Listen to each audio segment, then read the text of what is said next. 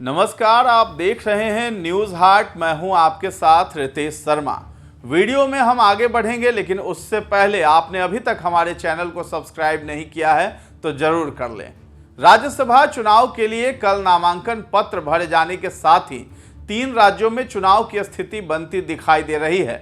अगर नाम वापस नहीं लिए जाते हैं तो बिहार, हरियाणा और उड़ीसा में 16 मार्च को मतदान की नौबत आ जाएगी। इन तीनों ही राज्यों में सत्तारूढ़ बीजेपी ने विपक्षी खेमे में सेंध लगाने की बिसात बिछा ली है। ऐसे में बड़े पैमाने पर क्रॉस वोटिंग की संभावना बनती दिखाई दे रही है। इसके साथ ही 7 राज्यों के राज्यपाल, दिल्ली, लद्दाख के एलजी भी बदल दिए गए हैं। राष्ट्रपति द्रौपदी मुर्मू ने गुरुवार रात को देश के 9 राज्यों और केंद्र शासित प्रदेशों में बड़े पैमाने पर राज्यपाल और उपराज्यपालों की नियुक्तियां की है। ये फेरबदल ऐसे समय में हुआ है जब पश्चिम बंगाल के राज्यपाल सीवी आनंद बोस ने दिन में ही इस्तीफा दे दिया था और तमिलनाडु, बिहार समेत कई राज्यों में राजनीतिक हलचल तेज है।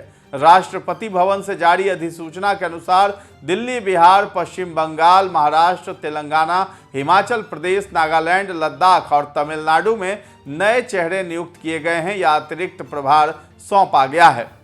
तो अब आपको विस्तार से ये खबर बताते हैं। राज्यसभा की 37 सीटों पर होने वाला चुनाव कई राजनीतिक समीकरणों को नया रूप देने वाला है। चुनाव आयोग ने 10 राज्यों में इन सीटों के लिए कार्यक्रम घोषित कर दिया है, जिनका कार्यकाल अप्रैल 2026 में समाप्त हो रहा है। नामांकन प्रक्रिया पूरी होते ही कई राज्यों में निर्विरोध चुने जाने की स्थिति भी साफ होने लगी है, जबकि कुछ राज्यों में समीकरण इतने जटिल हो गए हैं कि मुकाबला बेहद दिलचस्प होता जा रहा है। जहां बिहार, हरियाणा और तेलंगाना जैसे राज्यों में संख्या बल, गठबंधन की मजबूती, रणनीतिक उम्मीदवार चयन और नए राजनीतिक जोड़ तोड़ ने इस चुनाव को और अधिक महत्वपूर्ण बना दिया है। देश के कई प्रमुख राज्यों में राज्यसभा चुनाव को लेकर नामांकन प्रक्रिया आगे बढ़ चुकी है। कुछ राज्यों में सीटों और प्रत्याशियों की संख्या बराबर होने से निर्विरोध निर्वाचन की स्थिति बन रही है। वहीं कुछ जगहों पर मुकाबला बेहद ही दिलचस्प होता दिखाई दे रहा है।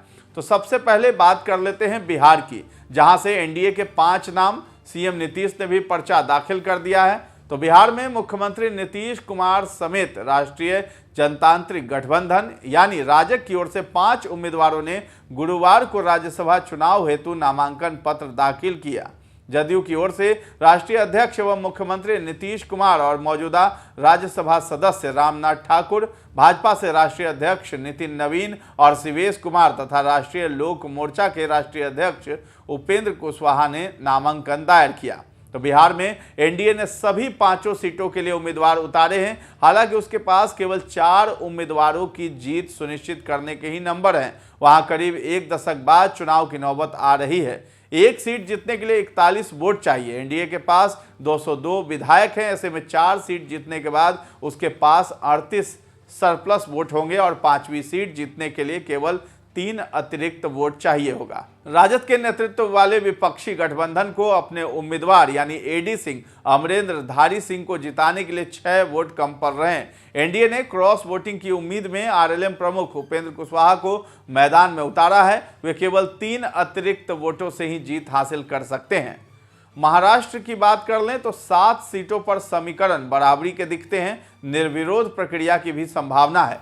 महाराष्ट्र में राज्यसभा की 7 सीटों पर चुनाव प्रस्तावित हैं। बीजेपी के नेतृत्व वाली महायुति गठबंधन ने रामदास अठावले, विनोद तावड़े, माया वाघमारे और रामराव वडकुटे को मैदान में उतारा है। दूसरी ओर राष्ट्रवादी कांग्रेस पार्टी की तरफ से उप मुख्यमंत्री सुनेत्रा पवार और दिवंगत नेता अजीत पवार के बेटे पार्थ पवार ने नामांकन पत्र दाखिल किया है। सत्तारूढ़ गठबंधन में शामिल मुख्यमंत्री शिंदे की अगुवाई वाली शिवसेना ने पार्टी प्रवक्ता ज्योति वाघमारे को एकमात्र उम्मीदवार घोषित किया है। वहीं महाविकास अघाड़ी ने शरद पवार को अपना प्रत्याशी बनाया है।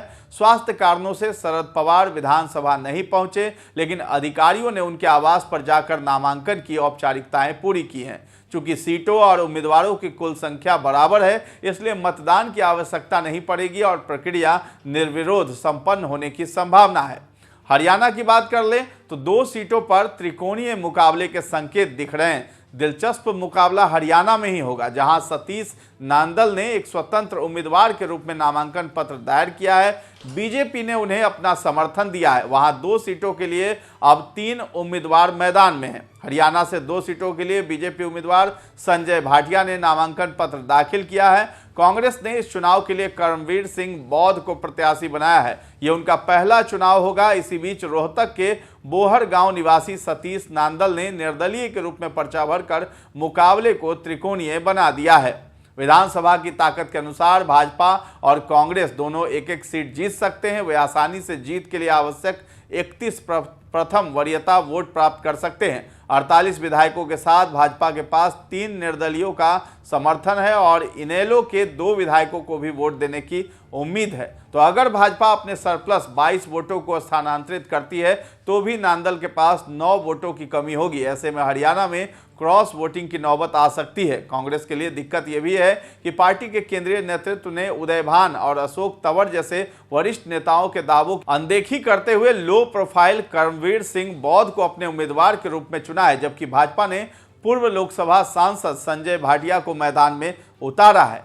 हिमाचल प्रदेश की बात करें तो आरामदायक यहां बहुमत है। औपचारिक निर्वाचन की उम्मीद है।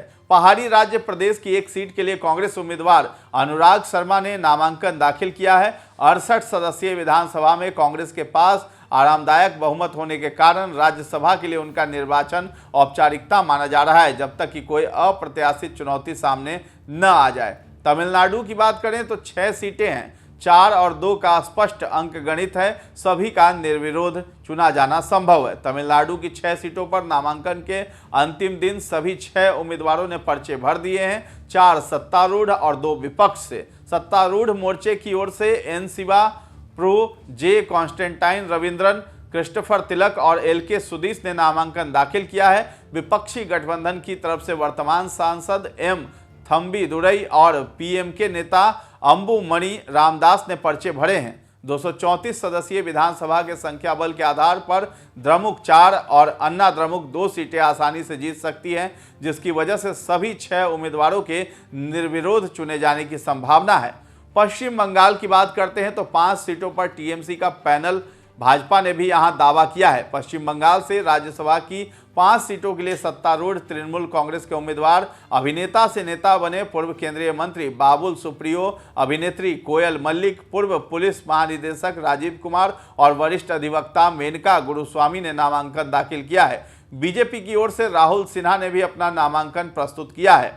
ओडिशा की बात कर ले तो 4 सीटों पर नामांकन है। मुख्य टक्कर पर निगाहें रहेंगी। ओडिशा की 4 सीटों के लिए सत्तारूढ़ बीजेपी ने मनमोहन सामल और वर्तमान राज्यसभा सदस्य सुजीत कुमार को मैदान में उतारा है, जबकि बीजू जनता दल यानी बीजद ने संतृप्ता मिश्रा और प्रसिद्ध यूरोलॉजिस्ट डॉक्टर दत्तेश्वर होता को उम्मीदवार बनाया है। वहीं दिलीप रे भाजपा समर्थित निर्दलीय प्रत्याशी के तौर पर चुनाव लड़ रहे हैं। सभी उम्मीदवारों ने नामांकन के अंतिम दिन अपने पर्चे दाखिल कर दिए हैं। राजनीतिक विश्लेषकों के अनुसार मुख्य मुकाबला डॉक्टर दत्तेश्वर होता और दिलीप रे के बीच माना जा रहा है। नामांकन के बाद दिलीप रे ने प्रधानमंत्री नरेंद्र मोदी, केंद्रीय गृह मंत्री अमित शाह और भाजपा नेतृत्व के समर्थन के लिए आभार जताया और राज्यसभा चुनाव में जीत का विश्वास भी व्यक्त किया है।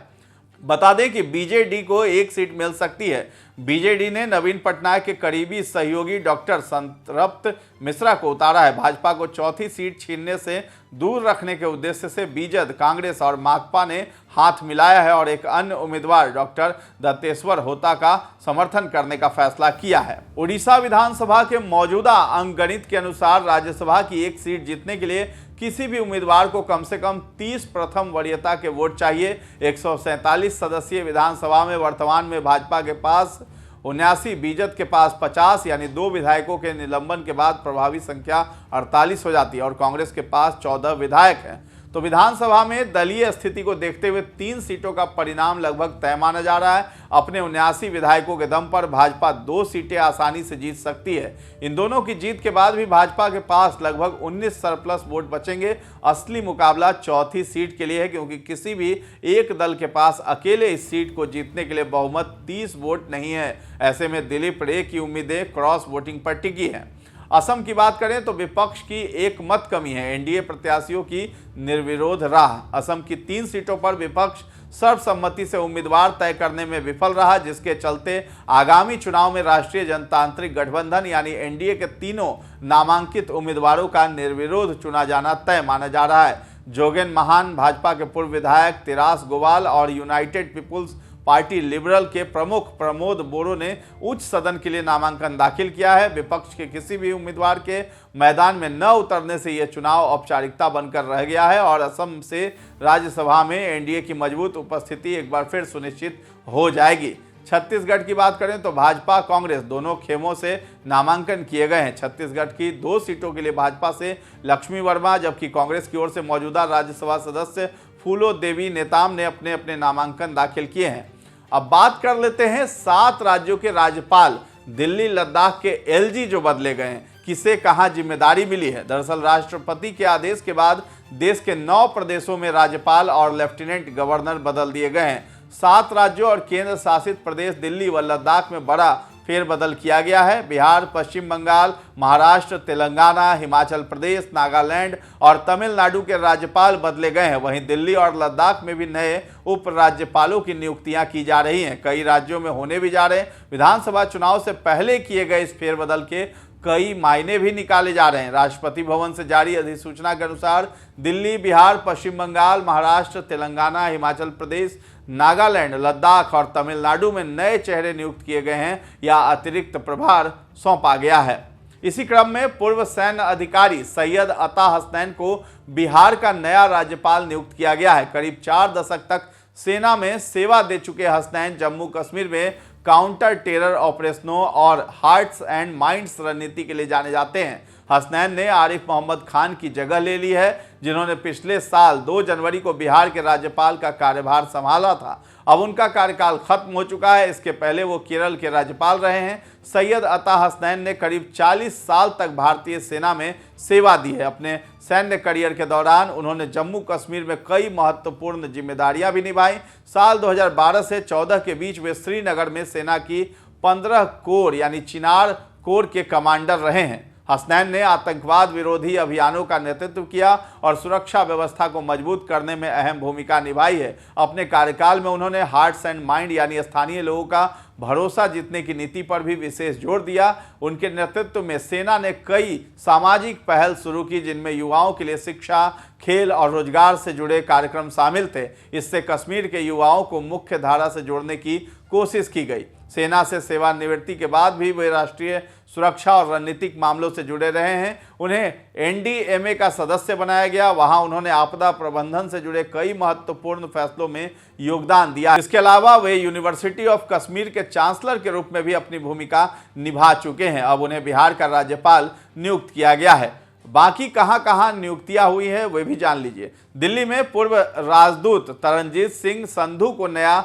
उप राज्यपाल यानी एलजी बनाया गया है। तरनजीत सिंह संधू भारत के एक अनुभवी राजनयिक और राजनीतिज्ञ हैं, जिन्हें अब दिल्ली का उप राज्यपाल नियुक्त किया गया। वो 1988 बैच के भारतीय विदेश सेवा यानी आईएफएस अधिकारी रहे हैं। अमेरिका में भारत के राजदूत 2020 से 24 और श्रीलंका में उच्चायुक्त भी रह चुके हैं। भारत और अमेरिका के बीच संबंध बेहतर करने में संधू ने महत्वपूर्ण भूमिका निभाई थी। तरनजीत सिंह संधू ने राजनयिक करियर की शुरुआत यूक्रेन में भारतीय दूतावास खोलने और वहां राजनीतिक एवं प्रशासनिक विंग के प्रमुख के रूप में की। तरनजीत सिंह संधू ने रिटायर्ड होने के बाद साल 2024 में भारतीय जनता पार्टी में शामिल हो गए और अमृतसर से लोकसभा चुनाव लड़ा। तरनजीत सिंह की पत्नी रीनत संधू भी रिटायर्ड राजदूत हैं। रीनत इटली और नीदरलैंड्स में भारत की राजदूत रह चुकी हैं। पश्चिम बंगाल में तमिलनाडु के पूर्व राज्यपाल आर.एन. रवि को नई जिम्मेदारी सौंपी गई है। ये नियुक्ति बंगाल की मुख्यमंत्री ममता बनर्जी के लिए चौंकाने वाली रही है, जिन्होंने कहा कि गृह मंत्री अमित शाह ने उन्हें फोन कर सूचना दी, लेकिन परंपरा के अनुसार उनसे सलाह नहीं ली गई। बता दें कि आर.एन. रवि भौतिकी में स्नातकोत्तर करने के बाद 1976 में भारतीय पुलिस सेवा में केरल कैडर से अपने करियर की शुरुआत की थी। आर.एन. रवि पूर्व आईपीएस अधिकारी हैं और केंद्रीय जांच एजेंसी सीबीआई और इंटेलिजेंस ब्यूरो यानी आईबी जैसी संवेदनशील एजेंसियों में महत्वपूर्ण जिम्मेदारी संभाल चुके हैं। खुफिया एजेंसियों और केंद्र सरकार में कई महत्वपूर्ण पदों पर काम करने के बाद 2021 से तमिलनाडु के राज्यपाल के रूप में सेवा दे रहे हैं। मुख्यमंत्री एम.के. स्टालिन से आर.एन. रवि का काफी टकराव भी रहा। पिछले कुछ वर्षों में बीजेपी विरोधी स्टालिन सरकार से उनका कई बार सीधा टकराव हुआ, जिससे राज्य और राजभवन के बीच अक्सर तनाव बढ़ा। महाराष्ट्र को तेलंगाना के पूर्व राज्यपाल जिष्णु देव वर्मा मिले हैं। महाराष्ट्र के नए राज्यपाल जिष्णु देव वर्मा अब होंगे। जिष्णु देव वर्मा तेलंगाना के राज्यपाल रह चुके हैं। जिष्णु देव वर्मा उत्तर पूर्वी भारत के एक सीनियर राजनीतिज्ञ माने जाते हैं। उन्होंने त्रिपुरा की राजनीति में लंबे समय तक महत्वपूर्ण भूमिका निभाई है। त्रिपुरा के राज परिवार से संबंध रखने वाले जिष्णु देव वर्मा ने 2018 से 23 तक त्रिपुरा के उप मुख्यमंत्री के रूप में कार्य किया और राज्य में वित्त, ऊर्जा और ग्रामीण विकास जैसे महत्वपूर्ण विभागों का कार्यभार संभालते हुए महत्वपूर्ण भूमिका निभाई है। त्रिपुरा में वामपंथी दलों का बड़ा दबदबा था। इसके बावजूद उन्होंने भाजपा के साथ काम करते हुए संगठन को मजबूत बनाने के लिए लगातार काम किया। जिष्णु देव वर्मा ने 96, 98 और 99 में त्रिपुरा पूर्वी लोकसभा क्षेत्र से चुनाव भी लड़ा था, जबकि तेलंगाना में अब हिमाचल प्रदेश के पूर्व राज्यपाल शिव प्रताप शुक्ला राज्यपाल होंगे। शिव प्रताप शुक्ला तेलंगाना के चौथे राज्यपाल नियुक्त किए गए हैं। वो इससे पहले हिमाचल प्रदेश के राज्यपाल के रूप में कार्य कर रहे थे। शिव प्रताप शुक्ला लंबे समय तक राष्ट्रीय राजनीति में सक्रिय भूमिका निभा चुके हैं। संसद और संगठन दोनों स्तरों पर उनका अनुभव काफी बड़ा रहा है। यही वजह है कि उन्हें तेलंगाना जैसे महत्वपूर्ण राज्य की संवैधानिक जिम्मेदारी सौंपी गई है। शिव प्रताप शुक्ला तेलंगाना के चौथे राज्यपाल हैं। तेलंगाना राज्यपाल के पद पर इससे पहले ESL नरसिम्हन, तमिलिसाई सौंदरराजन और जिष्णु देव वर्मा नियुक्त किए जा चुके हैं। केंद्र सरकार के इस फैसले को प्रशासनिक अनुभव और राजनीतिक संतुलन के दृष्टिकोण से महत्वपूर्ण माना जा रहा है। इसके साथ ही साथ हिमाचल प्रदेश में लद्दाख के पूर्व उपराज्यपाल कविंदर गुप्ता को राज्यपाल बनाया गया है। कविंदर गुप्ता लंबे समय से RSS और बीजेपी से जुड़े रहे हैं। कविंदर जम्मू और कश्मीर की राजनीति में भी एक बड़ा नाम माने जाते हैं। उनका जन्म 2 दिसंबर 1959 को जम्मू में हुआ था। उन्होंने 13 साल की उम्र में ही राष्ट्रीय स्वयंसेवक संघ की सदस्यता ली और यहीं से उनके सार्वजनिक जीवन की शुरुआत हुई। इमरजेंसी के दौरान भी कविंदर गुप्ता सक्रिय रहे और उस समय 13 महीने तक जेल में भी रहे। कविंदर गुप्ता उस समय विश्व हिंदू परिषद की पंजाब इकाई से भी जुड़े थे। कविंदर 1993 से 98 तक जम्मू कश्मीर बीजेपी युवा मोर्चा के अध्यक्ष रहे। वर्ष 2014 के जम्मू कश्मीर विधानसभा चुनाव में उन्होंने भारतीय जनता पार्टी के उम्मीदवार के रूप में गांधीनगर सीट से चुनाव लड़ा और कांग्रेस के उम्मीदवार रमन भल्ला को हराकर विधायक बने। इसके बाद 19 मार्च 2015 को उन्हें जम्मू कश्मीर विधानसभा का अध्यक्ष चुना गया और वे इस पद पर पहुंचने वाले भाजपा के पहले नेता बने थे। अब कविंदर गुप्ता हिमाचल प्रदेश की जिम्मेदारी संभालेंगे। नागालैंड के नए राज्यपाल नंदकिशोर यादव होंगे। बिहार बीजेपी के वरिष्ठ नेता और पूर्व विधानसभा अध्यक्ष नंदकिशोर यादव को नागालैंड का राज्यपाल नियुक्त किया गया है। नंदकिशोर यादव पटना साहिब से कई बार विधायक रह चुके हैं। इसके साथ ही बिहार की राजनीति में उनका काफी लंबा सफर रहा है। नंदकिशोर यादव का राजनीतिक सफर काफी लंबा और प्रभावशाली है। वे 95 से लगातार विधानसभा चुनाव जीतते रहे हैं। लालू प्रसाद यादव और राबड़ी देवी के शासनकाल में नंदकिशोर यादव भाजपा के प्रमुख नेताओं में शामिल थे। उस दौर में उन्होंने बिहार भाजपा का नेतृत्व भी किया। करीब 5 वर्षों तक वे पार्टी के प्रदेश अध्यक्ष रहे हैं। अब उन्हें नागालैंड के राज्यपाल के रूप में नई जिम्मेदारी सौंपी गई है। लद्दाख में दिल्ली के पूर्व उपराज्यपाल विनय कुमार सक्सेना को नया LG नियुक्त किया गया है। दिल्ली के उपराज्यपाल विनय कुमार सक्सेना को अब दिल्ली से लद्दाख भेज दिया गया। 23 मार्च 1958 को जन्मे विनय कुमार सक्सेना कानपुर विश्वविद्यालय के पूर्व छात्र रह चुके हैं। सक्सेना ने JK ग्रुप के साथ धोलर पोर्ट प्रोजेक्ट के निदेशक का महत्वपूर्ण पद भी संभाला है। उन्होंने दिल्ली के प्रशासन में जवाबदेही तय करने के लिए कई कड़े कदम भी उठाए हैं। सरकारी कामकाज में पारदर्शिता के लिए सभी कार्यालयों को डिजिटल किया गया। कई प्रशासनिक अधिकारियों के खिलाफ जांच के आदेश दिए और सेवा नियमों को सख्ती से लागू किया। दिल्ली की आम आदमी पार्टी की सरकार उन पर कई आरोप लगाती रही है। कई बार केजरीवाल सरकार उनका विरोध करने के लिए सड़कों पर भी उतरी। VK सक्सेना को अब लद्दाख की जिम्मेदारी सौंप दी गई है।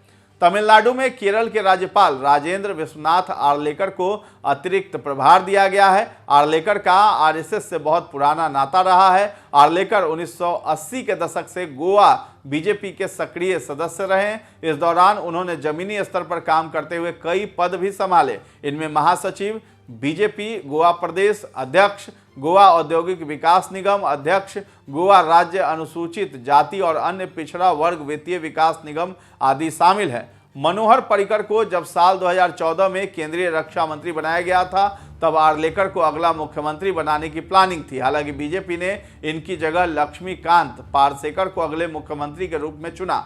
इसके बाद आर्लेकर सक्रिय राजनीति से दूर हो गए। अब उन्हें तमिलनाडु का कार्यभार सौंपा गया है। तो ये बदलाव राजनीतिक रूप से संवेदनशील राज्यों में हो रहे हैं, जहां आने वाले महीनों में विधानसभा चुनाव या अन्य महत्वपूर्ण घटनाएं होने वाली हैं। विशेषज्ञों का मानना है कि केंद्र सरकार ने इन नियुक्तियों के जरिए राज्यपालों की भूमिका को और मजबूत करने की कोशिश की है।